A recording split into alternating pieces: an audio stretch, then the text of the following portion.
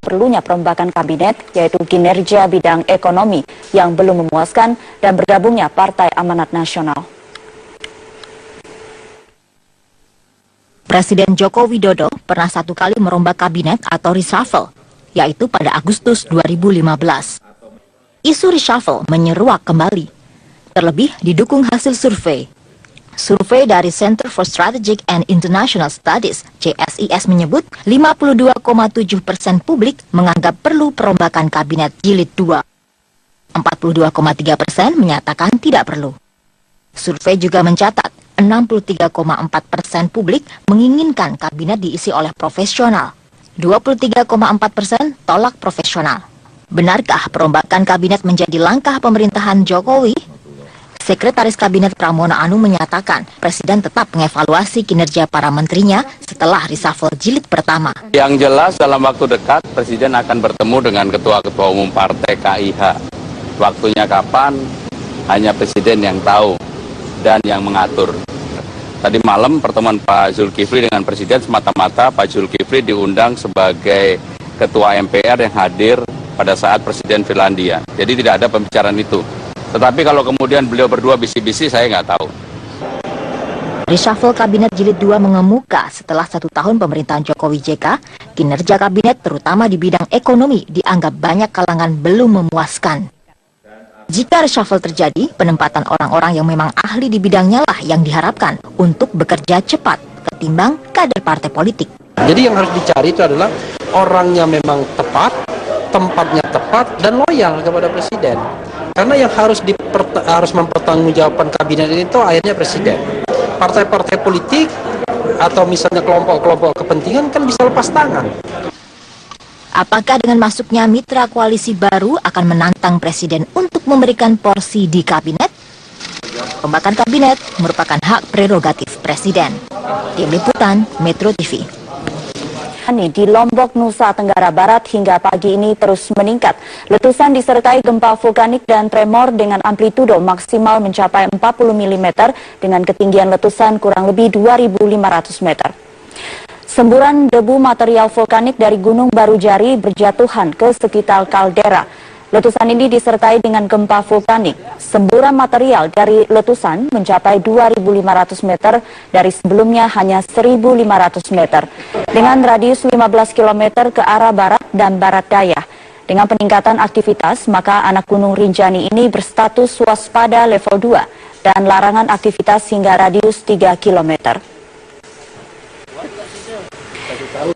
Anak Gunung Rinjani di Lombok, Nusa Tenggara Barat, aktivitas Bandara Ngurah Rai Bali ditutup hingga Jumat pagi. Tidak hanya itu, sejumlah penerbangan di Bandara Juanda, Sidoarjo, Jawa Timur juga terpaksa dibatalkan. Suasana di Terminal Bandara Ngurah Rai Bali Rabu malam mulai sepi. Ratusan calon penumpang kembali ke hotel setelah adanya pemberitahuan penundaan keberangkatan karena bandara ditutup. Namun masih ada penumpang yang memilih tidur di bangku serta lantai bandara karena pertimbangan biaya. Sejak hari Selasa hingga Kamis ada 692 jadwal penerbangan yang dibatalkan. Pihak Bandara Ngurah Rai menyatakan aktivitas penerbangan masih akan ditutup hingga Jumat pagi. Dampak letusan anak Gunung Rinjani juga mengganggu aktivitas penerbangan di Bandara Juanda, Sidoarjo, Jawa Timur. Sebanyak 39 penerbangan dari dan menuju Bandara Juanda terpaksa dibatalkan. Sejumlah penerbangan internasional tujuan Denpasar, Bali juga terpaksa dialihkan ke Bandara Juanda, Sidoarjo dan melanjutkan perjalanan melalui darat.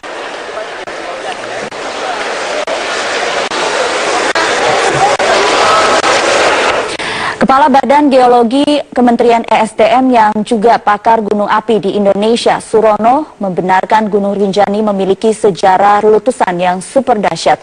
Namun Surono menghimbau masyarakat tidak perlu khawatir karena kondisi Rinjani saat ini berbeda dengan kondisi beberapa abad yang lalu. Kaldera Gunung Rinjani itu sangat dalam.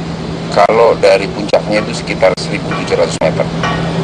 Dan letusannya berupa abu vulkanik, material padatnya sehingga material pijar, material kerikil dan sebagainya masih jatuh di dalam kaldera, sehingga masyarakat di sekitar Gunung Rinjani ya aman-aman saja. Kita beralih ke Sinabung. Hujan deras di sekitar Gunung Sinabung, Kabupaten Karo, Sumatera Utara, Rabu malam menyebabkan luapan lahar dingin. Akibatnya sebuah mobil milik seorang wartawan terseret arus lahar dingin.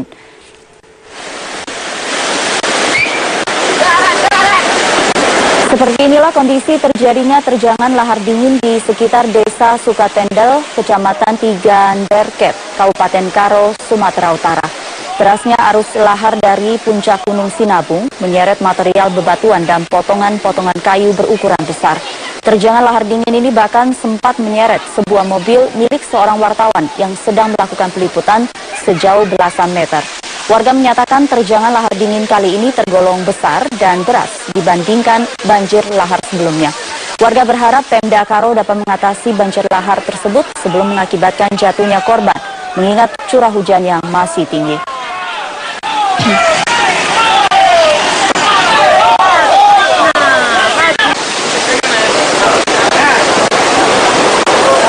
Kita ke informasi lain, 4 hari sampah tidak terangkut, ratusan truk sampah milik DKI Jakarta mengular hingga 2 km untuk masuk ke TPST Bantar Gebang, Bekasi, Rabu malam. Antrian panjang ini terjadi akibat adanya blokade jalan oleh Ormas di Cilengsi, Bogor.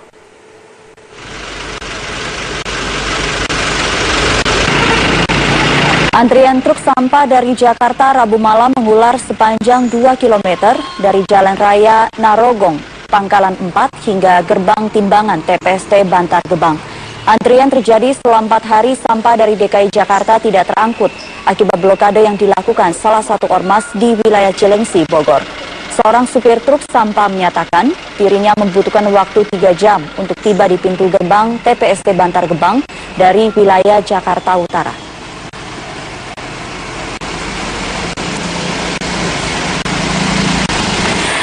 Truk pengangkut sampah dari DKI Jakarta ke TPST Bantar Gebang, Bekasi sebagian sudah mengalami kerusakan. Sampah yang berada di bak truk mengalirkan air dari sampah-sampah yang beraroma sangat menyengat.